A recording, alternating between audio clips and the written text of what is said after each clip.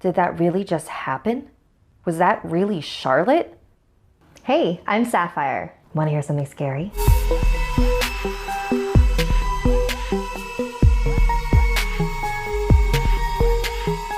You can find instructions all over the internet for countless games much like this one, and each set of instructions is always prefaced with the same warning: do not play this game, which makes hardcore thrill seekers even more inclined to play.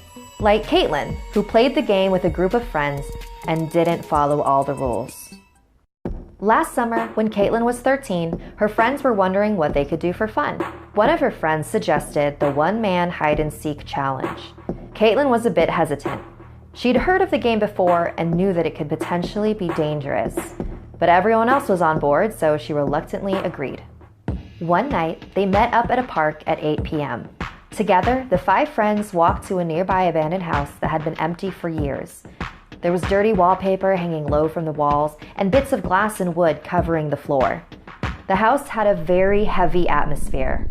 Caitlin was sure her friends could sense it too, but were putting on a brave face. They stopped in what appeared to be the living room, and her friend pulled out her backpack with all the supplies. Nail clippers, a piece of red thread, a sewing needle, a bag of uncooked rice, scissors, a bucket, bottles of water, salt, and of course, the doll. Caitlin couldn't even look at the doll without getting shivers. It was one of those old ones that looked like a real baby, except it only had one eye.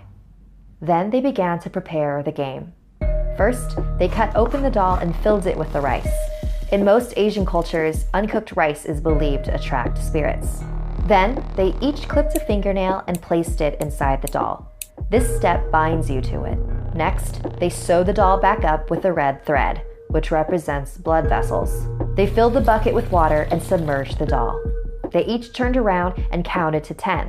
Then, they took turns stabbing the doll with the scissors, repeating, "I found you, Charlotte. You're it." 3 times. I found you, Charlotte. By giving the doll a name, it makes the spirit stronger. And now, the game had begun. Everyone bolted and split into 2 groups. Caitlin and one other friend ran up the stairs and found a closet to hide in, where they sat in silence for what felt like hours. It was starting to look like their suspicions were correct, and this game was just a bunch of... That's when they heard very light footsteps coming up the stairs. The footsteps grew louder and louder, closer and closer, with each step accompanied by a metal scrape. The sounds stopped right outside of the closet. They covered their mouths to muffle their breathing. Caitlin felt a sharp pain on her foot. She screamed and pulled her foot back and saw the scissors sliding from side to side underneath the door. They screamed and prayed and pleaded it for it to stop. Silence. Did that really just happen? Was that really Charlotte? Or was it one of their friends playing a prank on them?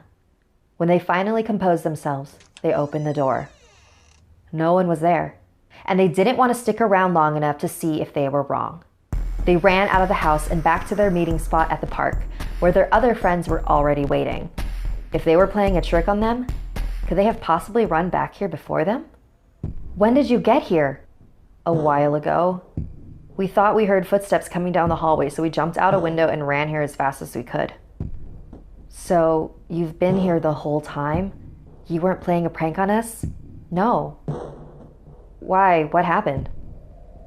As Caitlin and her friend explained what they had just gone through, everyone was in shock. But now that they were out of the house, they figured they were safe, and the doll couldn't hurt them.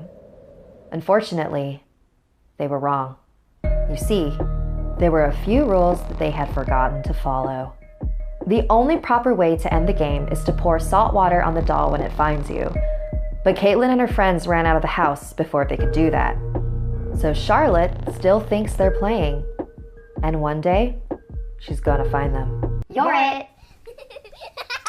Want some Snarl swag? Head on over to our website at snarl.com. Want to see something scary live? Check out the video in the description below for more information on how you can demand your city.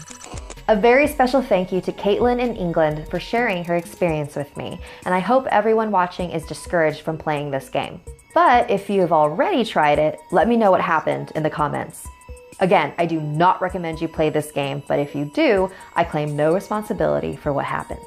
If you're summoning spirits and don't know exactly what you're doing, you can invite something very dangerous into your life. Like this video if it gave you the chills, and don't forget to subscribe to Snarled and our sister channels Hissy Fit and Slay Tricks. If you or anyone you know have any unique paranormal experiences, DM me on Instagram and I might feature your story. Even if it doesn't fit in with the current theme, it might fit one in the future. And I do my best to read and respond to everybody, so please be patient with me. Until next time, sweet dreams.